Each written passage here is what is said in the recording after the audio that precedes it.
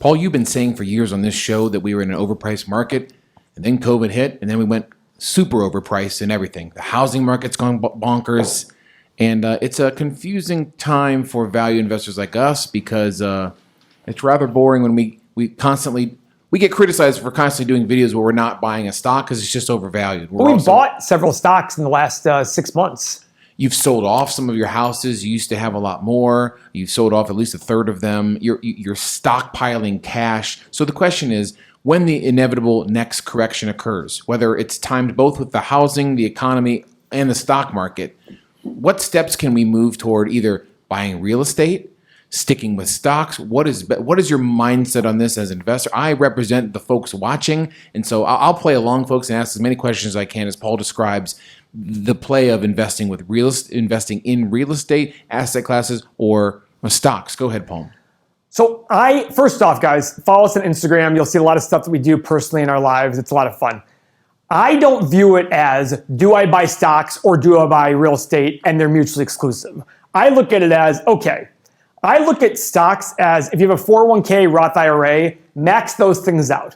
It's very tax efficient. You will end up putting a lot of money in there over long periods of time. It'll grow so well, it'll help you retire. I look at real estate as a great way to build wealth, but a lot of people look at real estate and say, oh, I want to buy real estate and live off the cash flow. No. It's another form of saving for retirement. Take the cash flow and invest back in more real estate, invest in your current real estate, or use that cash flow to invest in your stocks overall. You've said this to me, is basically buying a property is just working more and then just saving the money. I mean, it's just, yes, and you're not going to feel the cash. You're going to say, I did all this work for $400 a month? Yes. Yeah. And the reason being is if you do it once a year, all of a sudden year 20, with inflation and everything, you might be making $15,000 a month versus $400 a month. It's slow and steady growth, but all of a sudden you wake up one day going, holy cow. As an example, Seth, and I'm not meaning to brag, in 2009, the pits of the real estate crash, I bought a property for $3 million. Okay? How many units? Not very, a lot of units. Okay. I just got an offer yesterday for $20 million for the property. Come on. Yes. Yes. Tim just looked at me. You know what property that is, don't you? Shut your mouth when you're talking. I'm into that property for like $8 million. So it's a huge number. Am I going to see any of those, any of the gains? You are not going to see a single dollar of the gains. Oh. Okay. Now, does that mean the deal's going to happen? No, there's a lot of things that happen along the way. We have a very big prepayment penalty on the loan.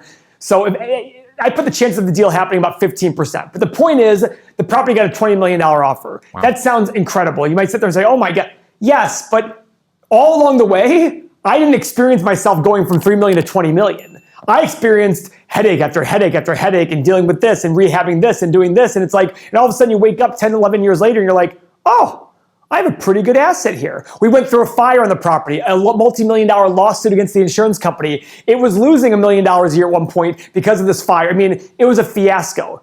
But then all of a sudden, you work through the problems and you can't get yourself immersed in the inside. You have to get yourself looking overall the grand scheme of things, and that's where stocks and real estate work together. Yes, so Paul, are you looking to sell this property in this exorbitantly high market for this great amount of cash and then maybe hold it and wait till everything falls? Or I mean, the thing for me is somebody might be able to do better with the property than we are. I really hope whoever buys it does a really great job with it. There is a lot of upside in the property. If we choose to keep it, we have a massive new renovation going into it that we think will drive the value even higher. But we look at it saying, hey, this is sitting here right now, but this is what we have to analyze. The same with stocks. Like if you think a stock's a $150 stock in 5 years and it jumps to 140 tomorrow, are you sticking around with it? It's like, well, why stick around for an extra $10 if you really think it's going to? So these are all part of the aspects you have to look at when investing. There's no just stocks or just real estate. However, if you don't want the hassle of real estate, don't buy it. Mo here owns real estate with us. Who does all the management, Mo? You. I don't want to do it. Right. And we charge Mo fees for that. But the reason is because Mo gets a good return on his money. He's been very happy. We get a partner that we trust, that knows he trusts us. And we go with that. This can be part of your plan. But if you want to be a landlord and collect money every month, I know a lot of people who love that. Go do it. If I didn't have a staff that helped me with my real estate, yes, I'd be terrible at real estate. Absolutely terrible. I don't have the detail orientation that you need to manage a portfolio. Most of our viewers are probably going to be interested in buying perhaps their first property. What should be their mindset? Obviously, buying now is a terrible decision.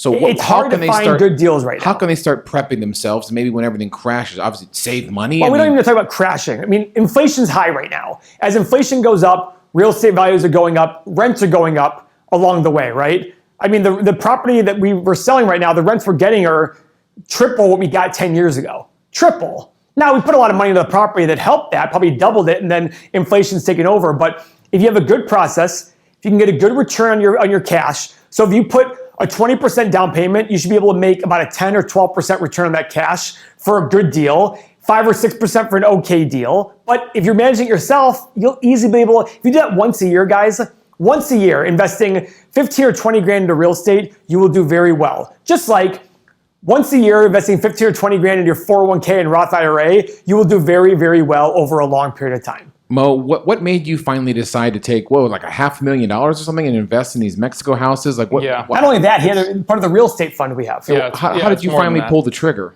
Well, I always wanted to be diversified in real estate, but I had no interest in doing it myself. You know, you see, we have patrons and subscribers that say, like, I want to buy my first property. I've never had that interest. I've always wanted to do real estate, and the fact that I have somebody that I could do it with, it's perfect. It's been very fortunate for me that I can do that. So I'm invested in some rental properties. I'm invested in, of course, the Mexico homes, Turks and Caicos, and more to come. But that's what made me I just wanted to diversify myself a little bit more. Plus, you see the returns that we get. It's incredible. And we do really well. And the other thing is, there's nobody telling us how much our properties are worth every single day. No. So we just, all I tell with Mo is, I couldn't care less. Yeah, Mo's never asked me, hey, Paul, what do you think our houses in Mexico are worth? I haven't thought about it for the last 8 years. They can be worth you know zero. why? They can I get 15 to 20% returns. I see. Paid off in cash. These homes to me can be worth zero for all I care, as long as we're still getting that As return. long as we own it for 50 years, for I don't care what they're worth. You're right. It does not matter to me. Why? Because I'm getting 15 to 20% returns on my money with no debt on those Mexico homes. Yeah. Okay, great.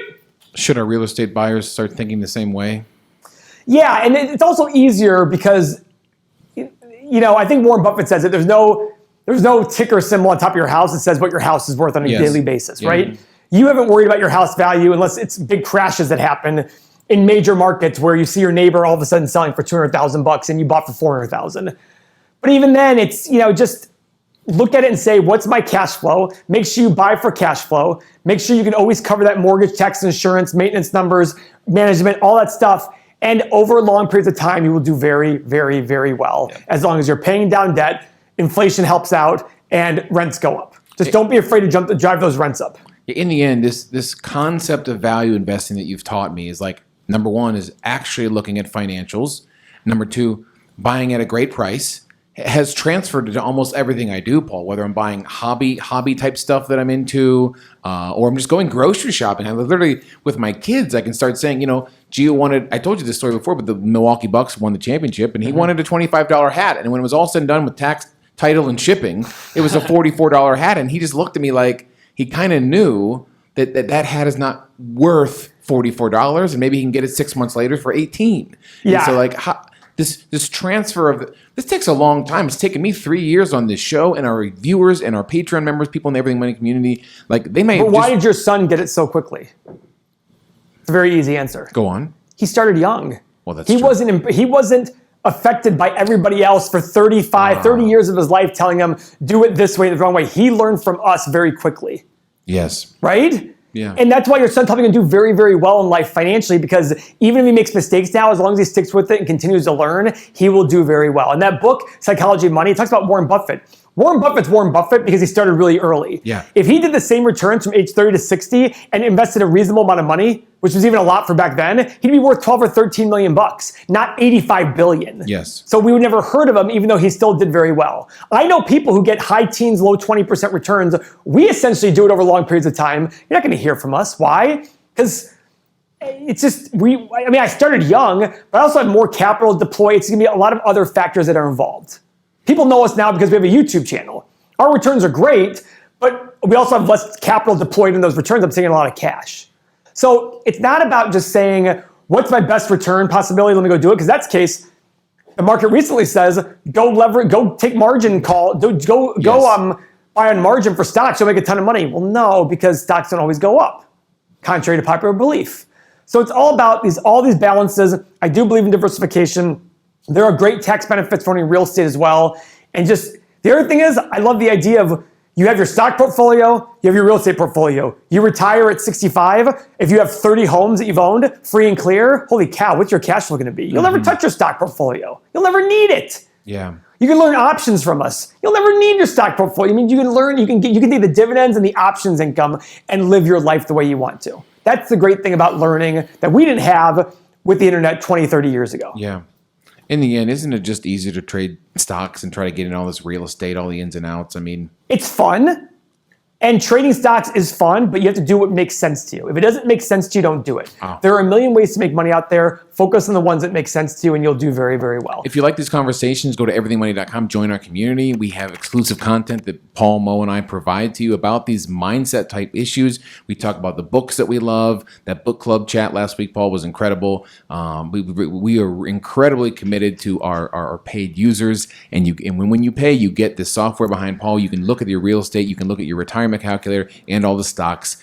Check out our other videos if this intrigues you. Fondle thumbs up, and of course, follow Paul on Instagram. For dear God, he needs this stupid blue check, and he's just been crying about it for months. So please follow Paul on Instagram. I just like the fact that I put personal stuff on there, and it's not business related stuff. It's just personal stuff because I want you guys to see, like, we're just normal guys. I mean, Mo puts more business stuff than I do on his, but I just sit there, and like my brother today posted, I brought him a coffee from McDonald's, and he took a video of me saying, good boy for bringing him the coffee, which is funny because so many people in our office hate the good boy. I love it when my brother says good boy to me. I caddied for him on Sunday. I just wanted to walk. He was like, good boy, Paul, good boy. And I just love it. So that's the kind of stuff we do. Tickle the thumbs up on the way out. See you next video. Love you.